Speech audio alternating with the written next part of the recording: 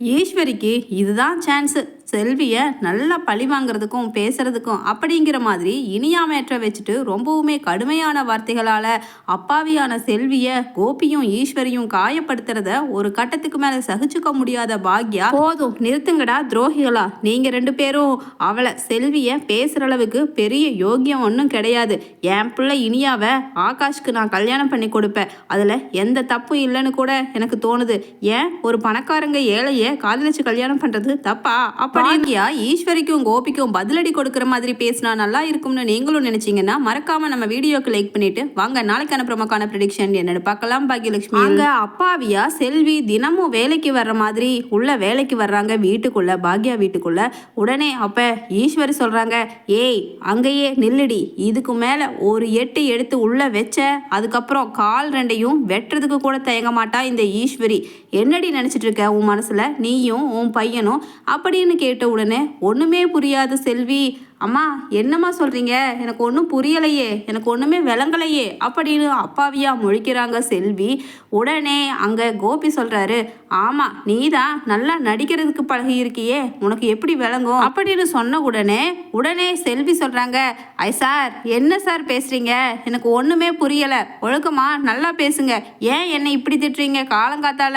அக்கா பாக்யக்கா என்னக்கா எல்லாரும் என்னை இப்போ இன்னைக்கு வச்சு கேள்வி கேட்டுட்ருக்காங்க, நீ என்னமோ ஒன்றும் தெரியாத புள்ள மாதிரி அப்படி திரும்பி நின்றுட்டுருக்க அப்படின்னு கேட்குறாங்க செல்வி.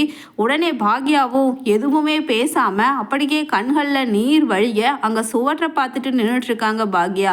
உடனே ஈஸ்வரி சொல்கிறாங்க, ஏய் செல்வி என்னடி நாங்கள் ரெண்டு பேரும் உன்கிட்ட பேசிகிட்டு இருக்கோம், நீ எதுக்கு பாக்யாவை கூப்பிட்ற? பாக்யான்னு நீ அவள் தலையில் மிளகா அரைச்சது போதும், இனிமேலும் பாக்யா உன்னை பழையபடி நடத்துவான்னு உன் மனசில் இருக்கிற ஆசை எல்லாம் தூக்கி எறியடி, என்னடி பையன் வளர்த்து வச்சிருக்க அப்படின்னு சொல்லிட்டு திட்டுறாங்க. உடனே செல்வி கேட்குறாங்க, ஏம்மா என் பையனுக்கு என்ன குறைச்சல், அவனை நல்லா தான் பெற்று வளர்த்து வச்சுருக்கேன், அவனையெல்லாம் பேசுகிறதுக்கு உங்களுக்கு என்ன உரிமை இருக்குது அப்படின்னு கேட்குறாங்க செல்வி. உடனே ஈஸ்வரி சொல்கிறாங்க, ஏய் என்னடி என் புள்ள என் பேத்தி இனியாவை உன் பையன் லவ் பண்ண சொல்லி நீ சொல்லி கொடுத்தியா அப்படின்னு கேட்குறாங்க. உடனே செல்வி அதிர்ச்சியாகி பார்க்குறாங்க, அம்மா என்னம்மா சொல்கிறீங்க, என் பையன் ஆகாஷ் உங்கள் பேத்தி இனியாவையா, என்னம்மா சொல்கிறீங்க, எங்கள் தகுதி என்ன உங்கள் தகுதி என்ன, என்னம்மா இப்படியெல்லாம் நடந்திருக்காது, என் பையன் ஆகாஷ் எல்லாம் தெரிஞ்சவன் தான், அதனால் அப்படியெல்லாம் பெருக்கிய இடத்துக்கு ஆசைப்பட்டு இப்படியெல்லாம் பண்ணியிருக்க மாட்டாம்மா அப்படின்னு சொல்லிட்டு தன்னோட பையனை விட்டு கொடுக்காம பேசுகிறாங்க செல்வி. உடனே ஈஸ்வரி சொல்கிறாங்க, ஆமாம் பிடிச்சா பெரிய புளியங்கம்பா பிடிச்சிட்டா அதுக்கப்புறம் நாமும் டைரக்டாக பெரிய பணக்காரராயிடலாம் அப்படிங்கிற நினப்பு தான் உன் பையன் ஆகாஷுக்கு அப்படின்னு கண்டபடி திட்டுறாங்க ஈஸ்வரி செல்வியை. உடனே எழில் சொல்கிறாங்க, பாட்டி கொஞ்சம் பொறுமையாக இருங்க பாட்டி, ஆகாஷ் பண்ண தப்புக்கு அக்கா செல்வி அக்கா என்ன பண்ணுவாங்க, பாவம் அவங்களுக்கு எதுவுமே தெரிஞ்சிருக்கிறதுக்கு வாய்ப்பு இல்லை, ஏன்னா இனியா பண்ண தப்பே இப்போ தானே நமக்கு தெரிய வருது, அதுவும் அப்பா போய் கையும் களவுமா பிடிச்சங்காட்டி தானே நமக்கு தெரிஞ்சிச்சு, இல்லைன்னா நமக்கும் தெரிஞ்சிருக்கிறதுக்கு வாய்ப்பு இல்லை, அப்படி தானே, பாவம் படிப்பறிவு இல்லாத இந்த அக்கா இங்கே வேலைக்கு வந்துட்டுருக்காங்க, அவங்களுக்கு எப்படி அவங்க பையன் இனியாவை லவ் பண்ண விஷயம்லாம் தெரிஞ்சிருக்கும், அதனால் அவங்கள திட்டுறது ரொம்பவுமே தப்பு பாட்டி அப்படின்னு சொல்கிறாரு எழில். உடனே ஈஸ்வரி சொல்கிறாங்க, டேய் எழிலே அதுக்கு வேண்டி என்ன பண்ண சொல்கிற, இந்த செல்விக்கு அப்படியே ஆரத்தி எடுத்து நடு வீட்டில் உட்கார வச்சு இவ பையன் பண்ணின காரியத்துக்கு அப்படியே கோவில் கட்டி கும்பிடணும்னு சொல்லுவ போல, என்னடா எழிலே நம்ம இனியாவை என்ன பண்ணியிருக்கான் அந்த பையன், மனசை கெடுத்து வெளியில் சுற்றிட்டு என்ன பழக்கம் பண்ணி வச்சிருக்கான் அப்படின்னு தொடர்ந்து ஆகாஷையே திட்டுறாங்க ஈஸ்வரி. உடனே எழில் சொல்கிறாரு, பாட்டி ப்ளீஸ் பாட்டி நீங்கள் இந்த விஷயத்தை கொஞ்சம் அலசி ஆராய்ச்சி பேசணும், ஏன்னா ஆகாஷ் மேலே மட்டும் தப்பில்லை இனியா மேலேயும் தப்பு இருக்கு, அப்படி இருக்கும் பொழுது நம்ம தொடர்ந்து ஆகாஷையும் செல்வியோ அக்காவையும் மட்டும் பேசி என்ன பிரயோஜனம், இனியா இங்கே வா இனியா அப்படின்னு இனியாவை கூப்பிட்டு நிற்க வைக்கிறாரு எழில். உடனே எழில் கேட்குறாரு இனியா கிட்ட, இனியா நீ ஆகாஷை அங்கே வர சொன்னியா இல்லை ஆகாஷ் உன்னை அங்கே வர சொன்னானா, முதல்ல தப்பு எங்கே இருந்து ஆரம்பிச்சிச்சு உண்மையை சொல்லலடோ அப்படின்னு சொல்லிட்டு கேட்குறாரு எழில் இனியா கிட்ட. உடனே இனியா சொல்கிறாங்க, அண்ணா ப்ளீஸ்ண்ணா என்னை மன்னிச்சிருங்க, தப்பு என் மேலே தான். ஆகாஷெல்லாம் ரொம்பவுமே நல்ல பையன், அவனை பற்றி பேசுகிறதுக்கே நமக்கு அருகதை கிடையாது. அவன் ஆரம்பத்தில் என்னை வேண்டான்னு தான் சொன்னான். ஏன்னா நம்ம பெரிய இடம், அவங்க சின்ன இடம், பாவம் ஏழைங்க அப்படிங்கிறது அவன் மனசில். ஆனால் நான் தான்னா அவனை விடாமல் துரத்தி டார்ச்சர் பண்ணி அவனை லவ் பண்ண வச்சேன் அப்படின்னு சொல்லிட்டு அழுகிறாங்க இனியா எழில்கிட்ட. உடனே அங்கே ஈஸ்வரி சொல்கிறாங்க, ஏய் இனியா, என்னதான் நீ அவனை துரத்தி லவ் பண்ணாலும் அவனும் பதிலுக்கு உன்னை லவ் பண்ணுவானா? அவன் இப்போ எங்கே கை வச்சிருக்கான் தெரியுமா? டேய் கோபி, அவனுக்கு நம்ம யாருன்னு காமிச்சே ஆகணும்டா அப்படின்னு ஈஸ்வரி சொல்கிறாங்க கோபி கிட்ட. உடனே கோபியும், ஏன் பொண்ணை, அதுவும் இந்த கோபிநாத்தோட பொண்ணை லவ் பண்ணுறதுக்கு சாதாரணமாக வீடு பெருக்கி கூட்டி க்ளீன் பண்ணுற இந்த வேலைக்காரி செல்வியோட பையன் ஆசைப்பட்டது நியாயமா? நீயே சொல்லு அப்படின்னு சொல்லிட்டு திட்டுறாரு செல்வி கிட்ட. கேட்டுட்டு உடனே செல்வியும், சார் கண்டிப்பாக தப்பு தான் சார், ரொம்ப ரொம்ப பெரிய தப்பு தான். என் பையன் இனியா பாப்பாவை லவ் பண்ணுற விஷயமே இப்போ தான் சார் எனக்கு தெரியும். இது ஆரம்பத்திலேயே எனக்கு தெரிஞ்சிருந்தா கண்டிப்பாக நானே இங்கே வேலைக்கு கூட வந்திருக்க மாட்டேன். என் பையனை கண்டித்து ஒழுக்கமாக வச்சுருப்பேன் அப்படின்னு சொன்ன உடனே ஈஸ்வரி சொல்கிறாங்க, ஆமாம், இதெல்லாம் ஆரம்பத்தில் அடிப்படையில் இருந்து ஒழுக்கமாக பெற்று ஒழுக்கமாக வளர்த்தி இருந்தால் தானே இந்த அடிப்படை அறிவெல்லாம் வந்திருக்கும். நம்ம தகுதி என்ன, அவங்க தகுதி என்னங்கிறத கொஞ்சமாவது யோசிச்சு உன் பையன் இந்த மாதிரி ஒரு காரியத்தை பண்ணியிருப்பானா?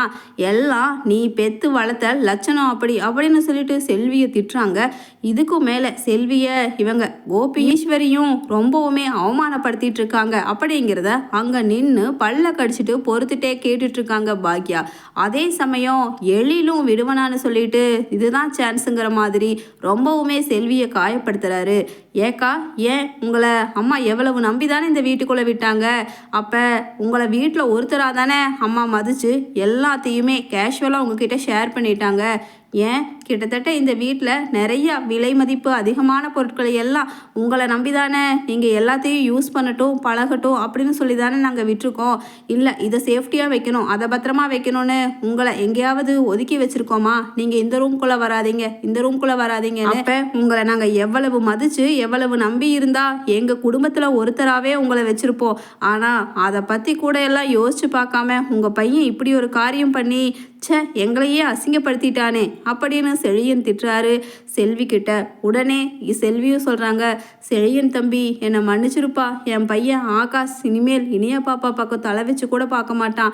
நான் கண்டிப்பாக இப்போவே வீட்டுக்கு போய் அவனை கண்டித்து வைக்கிறேன்ப்பா. என் மேலே எந்த தப்பும் கிடையாது. அவன் பண்ணின தப்புக்கு எங்கள் எல்லார் காலையும் வேணும்னா நான் வந்து விழுக சொல்கிறேன், என்னை மன்னிச்சிருப்பா அப்படின்னு சொல்லிட்டு அழுகிறாங்க கதறி செல்வி. இதை சாக்கா வச்சுட்டு நம்ம பாக்யாவையும் பேசணும்னு முடிவு எடுத்துகிட்டே ஈஸ்வரி இனி பாக்யா கிட்ட போய் முன்னாடி நின்றுட்டு பேச ஆரம்பிக்கிறாங்க. ஏய் பாக்யா, இந்த விஷயத்தில் செல்வி மேலேயும் அவன் பையன் ஆகாஷ் மேலே மட்டும் தப்பு சொல்லக்கூடாது, உன்னையும் தான் சொல்லணும். ஏன்னா நீ பெற்று வளர்த்த புள்ள அப்படி வளர்த்து வச்சிருக்கிற லட்சணத்தினால தானே நம்ம இனியா இப்படியெல்லாம் ஒரு கேடு கெட்ட வேலை செஞ்சுட்டு வந்திருக்கா. ஆரம்பத்திலிருந்து நீ இனியாவுக்கு கொடுக்குற இடம் ரொம்ப ரொம்ப தப்பு. ஏன்னா ஒரு அளவுக்கு தான் பெத்த பசங்களையே நம்பணும். நீ ரொம்பவுமே நம்பி தான் இப்படி இனியா உனக்கே ஒரு துரோகம் பண்ணுற அளவுக்கு பண்ணி வச்சிருக்கா. இப்படியா புள்ள வளர்ப்ப அப்படின்னு சொல்லிட்டு ஈஸ்வரி திட்டுறாங்க. உடனே பாக்யாவும், அத்தை தயவு செஞ்சு இதுக்கு மேலே ஒரு வார்த்தை கூட பேசிடாதீங்க, அதுக்கப்புறம் நான் கேள்வி கேட்டேன்னா நீங்கள் உயிரோடவே இருக்க முடியாது அப்படின்னு சொன்ன உடனே ஈஸ்வரி சொல்கிறாங்க, ஏய் பாக்யா, இப்போ என்ன எதிர்த்து பேசுகிற? தப்பு பண்ணினவ அதோ அங்கே நிற்கிறாளே, அவனோட அம்மா செல்வி, அந்த ஆகாஷோட அம்மா செல்வி, நீ பெற்று வளர்த்த புள்ள இனியா. ஏய் இனியா இங்கே வாடி அப்படின்னு சொல்லிட்டு ஈஸ்வரி கூப்பிடுறாங்க. உடனே இனியாவும் வந்து பக்கத்தில் நிற்கிறாங்க. உடனே கோபி அப்படியே ஓங்கி அரைகிறாரு இனியாவை.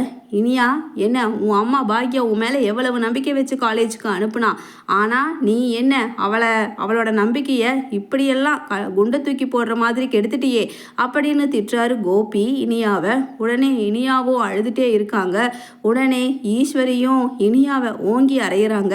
இனியா, இனிமேல் ஆகாஷ் அவன் இவன்னு சொல்லிட்டு ஏதாவது அவன் பக்கம் பேசுறது தெரிஞ்சிச்சு, அதுக்கப்புறம் பேத்தி இல்லைனாலும் பரவாயில்லன்னு உன்னை உயிரோட அப்படியே புதைச்சிடுவேன் அப்படின்னு திட்டுறாங்க ஈஸ்வரி. உடனே பாக்யா, நிறுத்துங்க 2 பேரும், நீங்க யாரு என் பிள்ளைய அறையிறதுக்கு அப்படின்னு சொல்லிட்டு பேசுறாங்க பாக்யா.